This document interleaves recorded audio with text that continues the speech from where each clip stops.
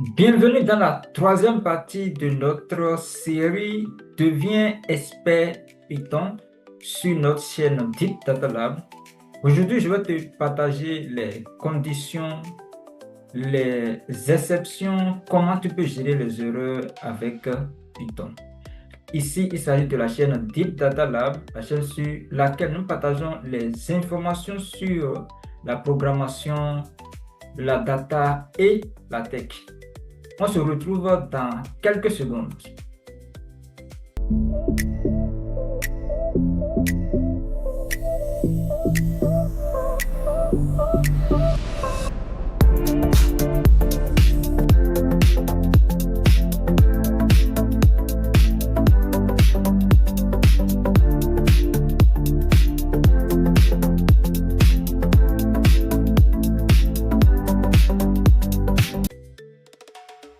Encore bienvenue sur la chaîne Deep Data Lab, la chaîne sur laquelle nous partageons les informations sur la data, la tech et l'intelligence artificielle.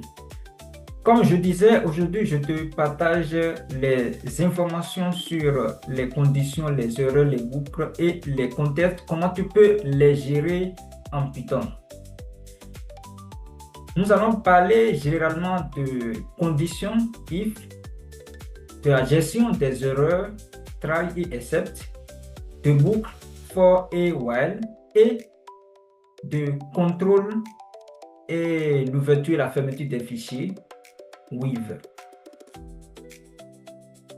Programmer, c'est de donner des instructions, vous-même vous le savez.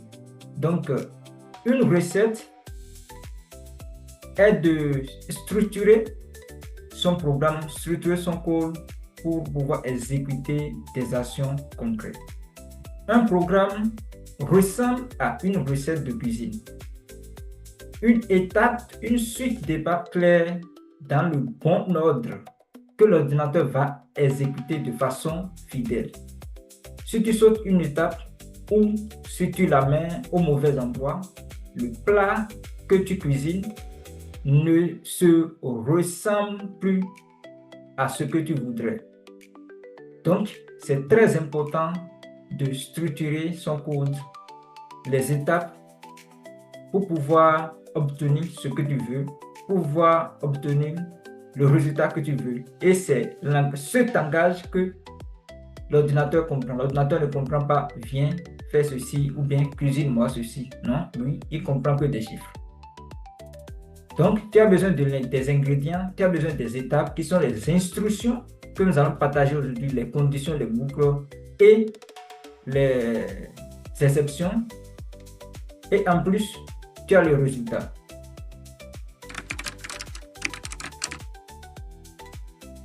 Premièrement, nous allons parler des conditions if et else. If veut dire si et else veut dire sinon. Prendre une décision, tu as besoin d'une condition. Une condition, c'est une question faible. La réponse est soit oui ou non. Selon la réponse, ton programme prend un chemin ou un autre. Si je prends l'analogie de la météo du matin, la question est très simple. Est-ce qu'il pleut? Si oui, prends un parapluie. Sinon, s'il ne pleut pas, prends les lunettes de soleil. Bon, si tu utilises les lunettes, évidemment, tu le prends. Dans les deux cas, qu'est-ce que je fais? Je sors. Mais je ne fais pas la même chose selon la réponse. S'il pleut ou s'il ne pleut pas. S'il pleut, je prends un parapluie. S'il ne pleut pas, qu'est-ce que je fais? Je prends mes lunettes si j'utilise les lunettes. Donc ici, pour l'écrire en Python, je dis if il pleut, prends les lunettes. De façon générale, je vais écrire print, prends les lunettes. Else, print, je prends mes lunettes de soleil ou simplement, je ne prends pas les lunettes.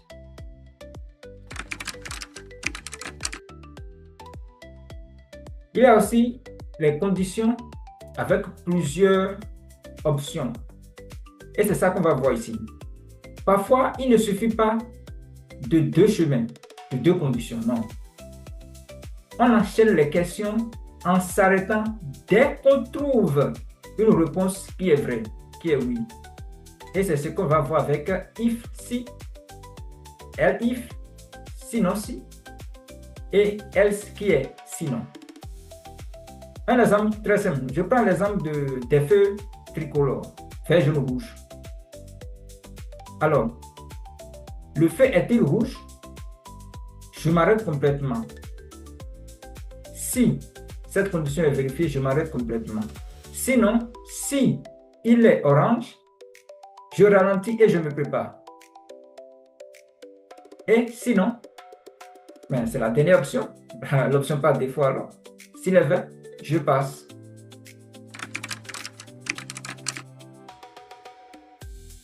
Nous allons aborder aussi la gestion des erreurs, qui est une étape très importante pour ne pas écraser le programme. Ton programme peut être bon et à cause d'une simple erreur, ça va s'arrêter, ça va pas aller au bout. Alors qu'avec try et accept, tu évites cela. Il te signale l'erreur, mais il continue à exécuter les autres parties de ton code. C'est très important pour les projets à échelle. Parce que corriger une erreur dans un projet à échelle est très délicat. Et c'est très important de le savoir. Et ça te permet aussi de ressortir là où se trouve l'erreur de façon exacte dans les logs de ton projet. Alors, prévoir ce qui peut mal tourner dans ton code. C'est à ça que cela sert. Certaines actions peuvent échouer. Un fichier introuvable par exemple. Une division par 0 par exemple, qui ne se fait pas, mais qui a une réponse lorsqu'on traite les mathématiques de façon fondamentale, je précise fondamentale, ou soit un utilisateur qui tape un nom qui ne devait pas taper, ou soit une entrée qui ne devait pas mettre. Supposons qu'un programme prend que des nombres positifs et toi, l'utilisateur, tu tapes un nombre négatif, il y aura probablement une erreur. Mais avec try except, tu vas exécuter le programme sans pouvoir écraser le programme en mentionnant bien que oui, il y a une erreur déjà. Au lieu de faire planter tout le programme, on met try j'essaie, l'action risquée, et on prévoit à l'avance ce qu'on fait si ça rate. De façon claire, je prends l'exemple du filet de trapéziste. Le trapéziste tente son saut. Ça veut dire que on met try, essaie. Si jamais il tombe, le filet le rattrape. Except, c'est ce qu'on met en Python. Le spectacle continue et personne n'est blessé. Tout simplement pour ça. Devenez expert en Python, les amis.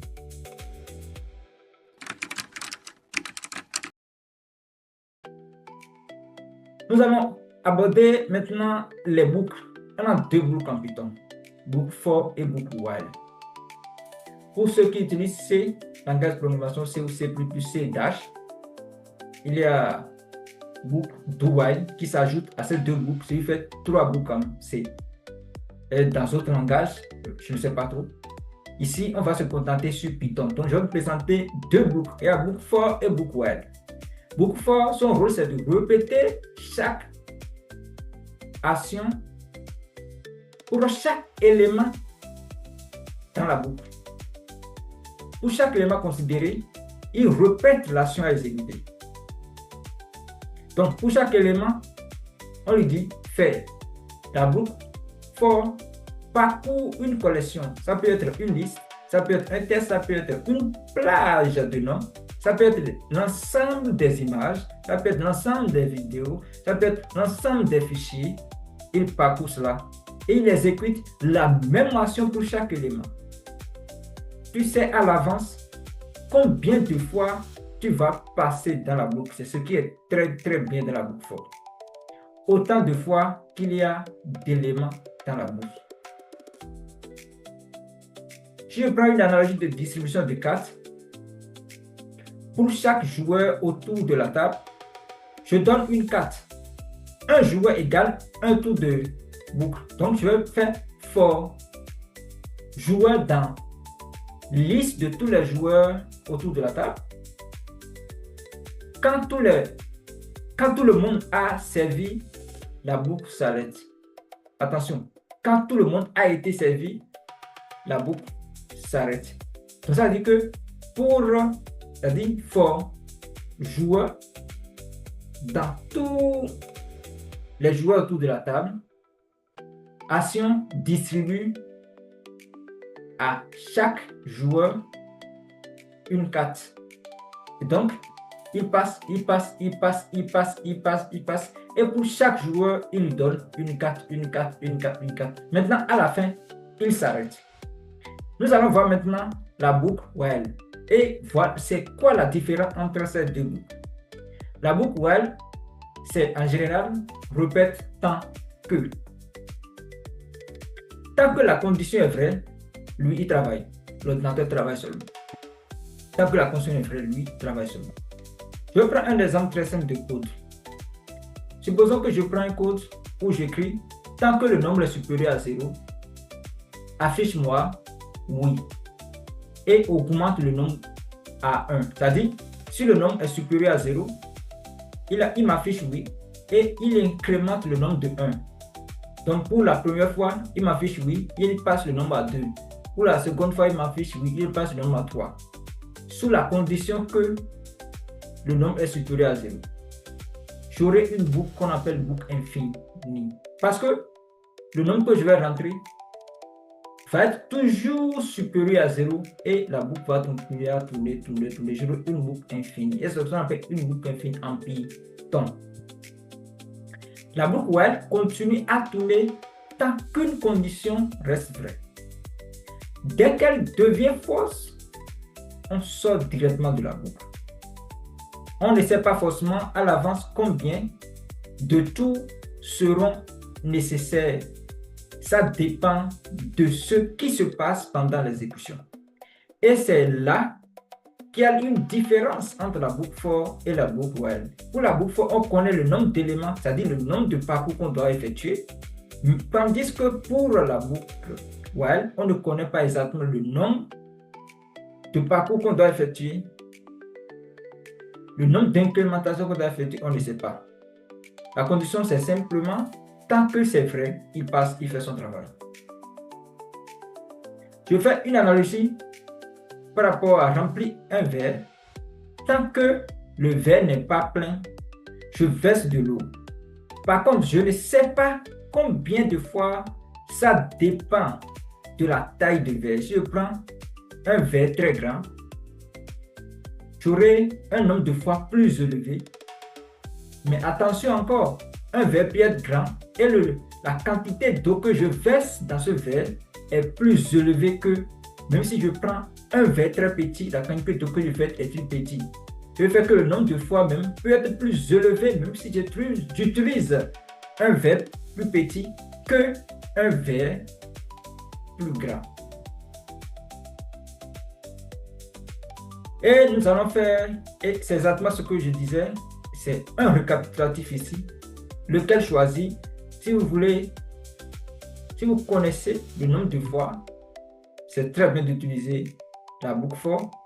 C'est-à-dire, ça te permet de parcourir les listes, un test, une plage de nombres. Ça te permet de connaître le nombre de tours à l'avance, et c'est très bien, parce que tu sais, c'est-à-dire, tu peux déjà estimer le résultat que tu dois avoir. Et ça te permettra d'éviter des erreurs comme les boucles infinies. Un exemple, c'est envoyer un mail à chaque abonné d'une liste, par exemple. Tu sais exactement que c'est à chaque email de ta liste de campagne que tu vas adresser ce email. Alors, quant à la boucle while, quand tu attends un événement. C'est-à-dire, tu répètes tant qu'une condition reste vraie. Le nombre de tours dépend de l'exécution, c'est ce que je disais. Et un exemple très simple que je peux donner ici, c'est l'exemple de redemander un mot de passe tant qu'il est faux. Tant qu'il est faux, il faut redemander le mot de passe. Donc, l'utilisateur va devoir corriger son mot de passe et soumettre.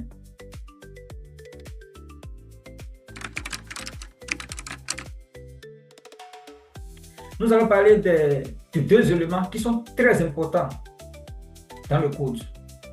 Ils sont très importants parce qu'ils permettent de réaliser des actions très précises à des moments précis. Il s'agit de briques et consignes.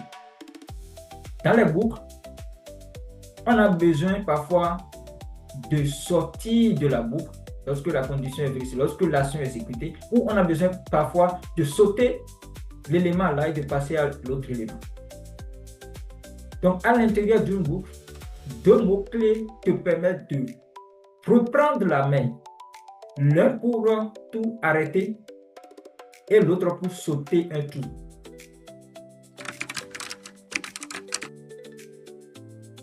Il y a les boucles imbriquées aussi.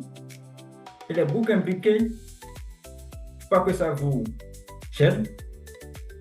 C'est le mot seulement imbriqué qui est là, qui veut dire en fait, il y a une boucle qui tourne. Maintenant, vous faites une autre boucle à l'intérieur de cette boucle-là. Vous pouvez faire jusqu'à 3, 4, 5. Et vous pouvez exécuter une grande quantité de tâches avec un simple code, un code compact. Vous allez exécuter un grand nombre, c'est-à-dire vous allez exécuter un grand nombre de tâches. On peut mettre une boucle à l'intérieur d'une boucle autant de fois qu'on souhaite. Et une analogie, simplement, c'est le calendrier. Pour chaque mois, on parcourt tous ces jours. Pour chaque mois, on parcourt tous ces jours. Maintenant, pour tous ces jours, on fait quoi? On effectue des actions.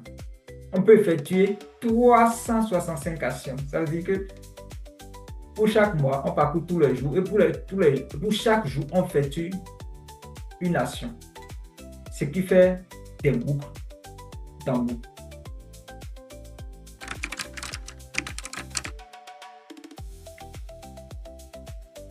Et pour finir, nous allons parler de l'ouverture et la fermeture qui se fait avec with. With et enfin, on met close et on ferme. En Python, on a besoin de prendre soin et de ranger nos matériels qu'on utilise, les ressources qu'on utilise, les fichiers qu'on importe, les fichiers qu'on écrit. Sinon, on peut vouloir écrire un fichier et enfin retrouver un fichier avec erreur ou soit un fichier qui n'est pas en un bon état. Et c'est à ça, pour résoudre ce problème, qu'on utilise with. Certaines actions, comme je disais, nécessitent d'ouvrir une ressource, que ce soit une connexion, une base de données ou un fichier. Ces ressources doivent aussi être refermées correctement. Sinon, on risque de bug ou de la mémoire perdue. Le mot-clé with garantit que la ressource sera fermée automatiquement à la fin, même si une erreur survient au milieu. Quel que soit ce qui va se passer, vous utilisez with, la ressource que vous avez ouverte sera fermée automatiquement à la fin de with. Et c'est très important lorsque vous travaillez avec les bases de données, vous manipulez les bases de données. Et ça se fait très bien avec SQL, mais d'une autre façon. ceux qui maîtrisent SQL le savent. Une analogie très simple, c'est la porte automatique. Tu entres, tu fais ce que tu as à faire et la porte se ferme derrière toi, toute seule. Ou soit tu veux sortir, tu sors, tu ne refermes pas la porte, mais la porte se ferme elle-même. Pour faire un récapitulatif de ces 6 outils dont je vous ai parlé et que tu dois connaître si tu veux scaler en Python, en programmation, pour ne pas avoir d'erreur dans ton code, lorsqu'il s'agit de gérer des projets à grande échelle. Il faut que tu connaisses les conditions. Les conditions if, else, if, is, et else plutôt. Gérer les erreurs avec try et except. Les 2 boucles for et while. Et enfin, la manipulation des ressources, des fichiers, les connexions aux différentes bases de données avec Weave. À toi de jouer. Tu tiens maintenant ces 6 outils fondamentaux de Python. C'est à toi de jouer, d'introduire ça dans ton code, de créer un code plus compact que cela soit pour exécuter des tâches plus énormes avec des lignes plus courtes, avec des lignes de code plus compactes. Tu arrives quand même à exécuter avec ton ordinateur une certaine quantité de tâches très importantes. Et ça serait tout pour cette vidéo qui constitue la 3e partie de notre série Deviens expert Python. Et la vidéo qui va suivre sera la 4e partie où je vais te partager des bibliothèques que tu dois connaître pour devenir expert en Python. Si tu as compris quelque chose dans tout ce que j'ai partagé là, mentionne-le en commentaire. Si tu souhaiterais que j'aborde quelque chose de très important pour toi, ou soit j'aborde une notion dans la prochaine vidéo, mentionne-le aussi dans les commentaires et ça me fera un plaisir de l'aborder pour toi dans les prochaines vidéos. Ici, il s'agit de Deep Data Lab, la chaîne sur laquelle nous partageons des informations sur la data, la tech, l'intelligence artificielle et tout ce qui est lié à la science de données. Ça serait tout. À la prochaine.